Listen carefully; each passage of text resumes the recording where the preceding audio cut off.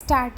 જે ફરિયાદની ખરી નકલ તેઓને બતાવતા તેમાં તેઓની સહી ઓળખી બતાવે છે, જે આ કામે આંક 14થી રજૂ છે. જ્યારે બચાવ પક્ષે વિદ્વાન વકીલ શ્રી જે. કે. દવેનાએ ઉલટ તપાસ કરતા ફરિયાદીએ હકીકત સ્વીકારી છે. સદર કામે ફરિયાદ પક્ષે પોતાના કેસના સમર્થન માટે આંક 5થી આ કામના મૂળ ફરિયાદી અશ્વિનસિંહ વિક્રમસિંહ ચુડાસમાને તપાસેલ છે, જેઓ આ કામના તપાસનીશ અમલદાર પણ છે.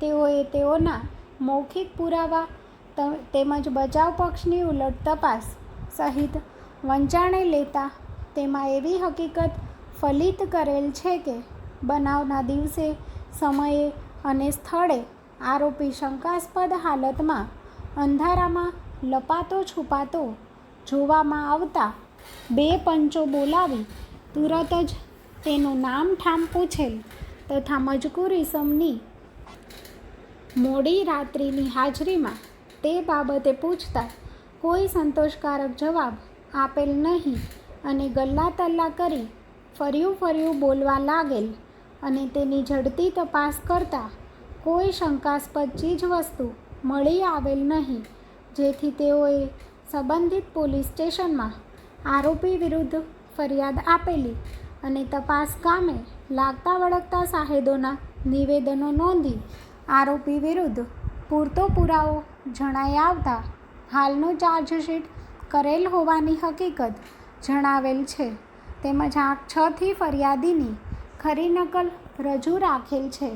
ત્યારબાદ આરોપી પક્ષે વિદ્વાન વકીલશ્રીએ ફરિયાદીની ઉલટ તપાસ લેતા ફરિયાદીએ એ હકીકતને સ્વીકારેલ છે કે તેઓની ફરિયાદમાં પંચોના નામનો ઉલ્લેખ નથી તથા તેઓએ તપાસ દરમિયાન બનાવ સ્થળના સ્વતંત્ર સાહેદો તપાસેલ નથી તથા બનાવ સ્થળ એ જાહેર માર્ગ છે, ત્યાં માણસોની અવરજવર રહે છે તથા પંચો ક્યાંથી ક્યાં જતા હતા તે બાબતનું કોઈ નિવેદન લીધેલ નથી તથા પંચોના માણસોને કોણે બોલાવેલા તેની તેઓને ખબર નથી તથા બનાવ સમયે આરોપી વિરુદ્ધ તેઓની હાલની ફરિયાદ સિવાય બીજો કોઈ બનાવ નોંધાયેલ નથી.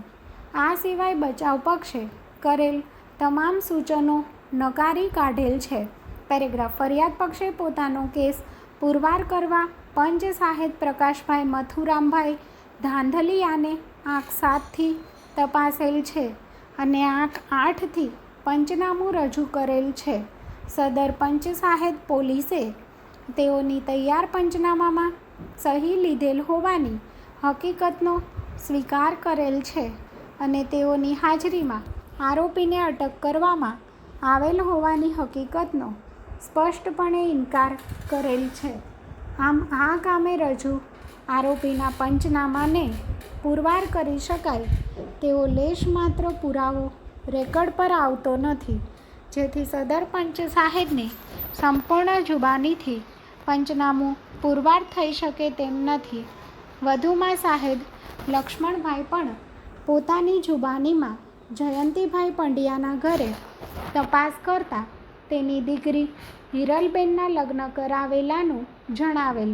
આવા શબ્દો પોતાની જુબાનીમાં જણાવે છે, પરંતુ તેઓને કયા આધારે સ્થળ ઉપર લગ્ન થયેલ હતા તેવું લાગેલ તે બાબતે કોઈ સ્પષ્ટ હકીકત જણાવતા નથી. સ્ટોપ.